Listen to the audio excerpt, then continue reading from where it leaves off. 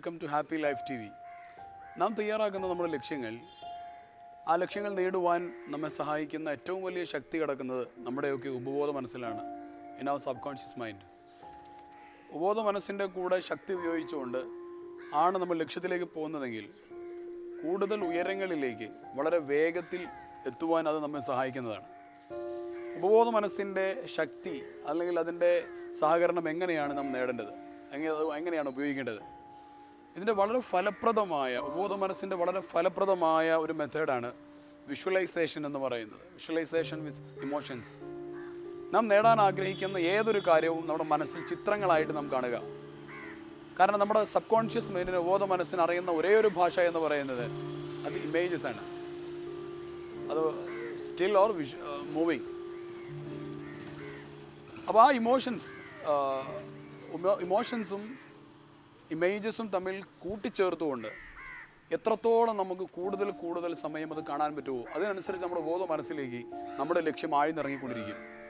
ഒരു തവണ ഞാൻ ഓർക്കുന്നു, ഒരു സെമിനാറിൽ വെച്ച്, മാസ്റ്റർ യുവർ മൈൻഡ് എന്ന് പറയുന്ന ഒരു സെമിനാറിൽ വെച്ച് ഒരു 10-28 വയസ്സ് പ്രായമുള്ള ഒരു ചെറുപ്പക്കാരൻ, അദ്ദേഹത്തിൻ്റെ ഒരു ലക്ഷ്യം സെറ്റ് ചെയ്തു.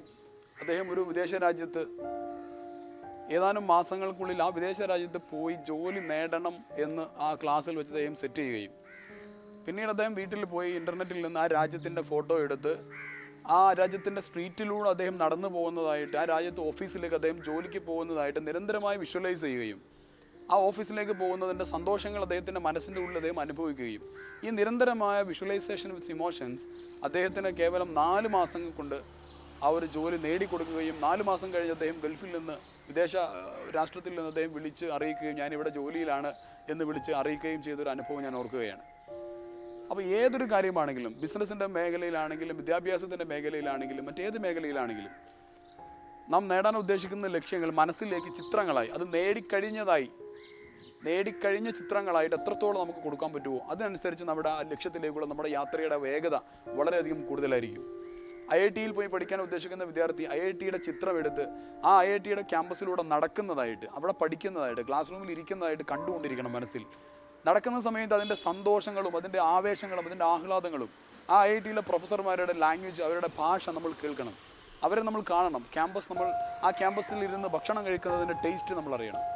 അവിടെയുള്ള ആ പൂന്തോട്ടത്തിൻ്റെ, ഗാർഡൻസിൻ്റെ മനോഹരമായ ഗന്ധങ്ങൾ നമ്മുടെ 5 സെൻസുകളിലൂടെയും ആ ലക്ഷ്യം നമ്മുടെ മനസ്സിലേക്ക് ഇൻസ്റ്റിൽ ചെയ്യപ്പെടേണ്ടതുണ്ട്. അതുപോലെ തന്നെ ഹോങ്കോങ്ങിൽ ഒരു ബിസിനസ് സെമിനാറിൽ ഒരാൾ സംസാരിക്കുന്നതിനെക്കുറിച്ച്, അല്ലെങ്കിൽ ജില്ലാ കളക്ടർ ആവാൻ പഠിച്ചുകൊണ്ടിരിക്കുന്ന ഒരു വിദ്യാർത്ഥിയാണെങ്കിൽ ആ വിദ്യാർത്ഥി ഓഗസ്റ്റ് 15-നോ അല്ലെങ്കിൽ റിപ്പബ്ലിക് ഡേയുടെ ഒക്കെ അന്ന് സെല്യൂട്ട് സ്വീകരിക്കുന്നതായിട്ട്, പരിപാടികൾ ഇനാഗുറേറ്റ് ചെയ്യുന്നതായിട്ട്, രാഷ്ട്രീയത്തിലുള്ള ആളുകളാണെങ്കിൽ മന്ത്രിമാരും മറ്റുമൊക്കെ ആവാൻ ഉദ്ദേശിക്കുന്നവരാണെങ്കിൽ മന്ത്രിമാരായി കാറിൽ യാത്ര ചെയ്യുന്നതായിട്ട്, ഈ രീതിയിൽ ഉദ്ദേശിക്കുന്ന മുഴുവൻ ലക്ഷ്യങ്ങളും ഇമോഷൻസ്, വികാരങ്ങൾ കൂടെ ആഡ് ചെയ്തുകൊണ്ട് എത്രത്തോളം നമുക്ക് സിമ്പിളായി കണ്ണടച്ചിരിക്കുക, എവിടെയെങ്കിലും സ്വസ്ഥമായിട്ടിരിക്കുക, കണ്ണടച്ച് ആ ലക്ഷ്യങ്ങൾ മുഴുവനും കണ്ടുകൊണ്ടേയിരിക്കുക. എത്രത്തോളം സമയം ദീർഘമായിട്ട് നിങ്ങൾക്കത് കാണാം, എത്രത്തോളം തവണകൾ അത് കാണാൻ പറ്റുമോ അതിനനുസരിച്ച് ബോധ മനസ്സിലേക്ക് അത് ആഴ്ന്നിറങ്ങുന്നത് വളരെ വേഗത്തിലായിരിക്കും. അങ്ങനെ കൃത്യമായ ആ പിക്ചറൈസേഷൻ എന്ന് പറയുന്നത് ഒരു റിയാലിറ്റിയാണ്. ഇൻസൈഡ് ഓഫ് അവർ മൈൻഡ്, നമ്മുടെ മനസ്സിനകത്തൊരു റിയാലിറ്റി നമ്മൾ ഫോം ചെയ്ത് ആ റിയാലിറ്റി പുറത്തേക്ക് പ്രൊജക്റ്റ് ചെയ്യുവാൻ വേണ്ടി, പുറത്ത് റിയാലിറ്റിയിൽ അത് യാഥാർത്ഥ്യമാക്കാൻ വേണ്ടി, എക്സ്റ്റേണൽ വേൾഡിലേക്ക് ആ റിയാലിറ്റി കൊണ്ടുവരാൻ വേണ്ടിയുള്ള പ്രയത്നങ്ങളിലേക്ക് അത് നമുക്ക് കൂടുതൽ ശക്തി പകരുകയും കൂടുതൽ സാധ്യതകളിലേക്ക് കൊണ്ടെത്തുകയും ചെയ്യും. നമുക്കറിയാം, PSCക്ക് വേണ്ടി പ്രിപ്പയർ ചെയ്യുന്ന ഒരാൾ, അയാളുടെ മനസ്സിൽ അദ്ദേഹം PSC എന്ന് പറയുന്ന ഒരു പിക്ചർ കൃത്യമായി സെറ്റ് ചെയ്ത് കഴിഞ്ഞാൽ ഏതൊരു പത്രത്തിൻ്റെ ഏതൊരു മൂലയിൽ എത്ര ചെറുതായിട്ട് അദ്ദേഹം ഒരു PSC എന്ന് കണ്ടാലും ആ വ്യക്തി അത് കാണും. കാരണം അദ്ദേഹത്തിൻ്റെ മനസ്സിൽ അത്രയധികം PSC എന്ന് പറയുന്ന പിക്ചർ സെറ്റായി കിടക്കുന്നു.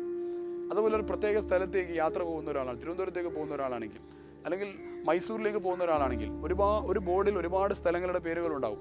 സുൽത്താൻ ബത്തേരി, മാനന്തവാടി, മൈസൂർ, ഗുണ്ടൽപേട്ട്, ബാംഗ്ലൂർ, ഒരുപാട് പേരുകൾക്കിടയിൽ അയാൾ പോകുന്നത് മൈസൂരിലേക്കാണെങ്കിൽ അയാളുടെ ശ്രദ്ധയിൽ ആദ്യം പെടുക മൈസൂരായിരിക്കും. കാരണം അദ്ദേഹത്തിൻ്റെ മനസ്സിനകത്ത് അദ്ദേഹം സെറ്റ് ചെയ്തിരിക്കുന്നത് മൈസൂരാണ്.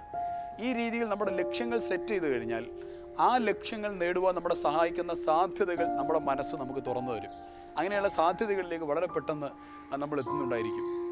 അങ്ങനെ മനസ്സിനകത്ത് സെറ്റ് ചെയ്ത് അത് റിയാലിറ്റിയിലേക്കുള്ള യാത്രയിലേക്ക് നമുക്ക് പോകുവാൻ സാധിക്കട്ടെ എന്ന് ആശംസിച്ചുകൊണ്ട് കൂടുതൽ വിഷയങ്ങളുമായി അടുത്ത എപ്പിസോഡുകൾ നമുക്ക് വീണ്ടും കാണാം. Watch and subscribe happy life TV.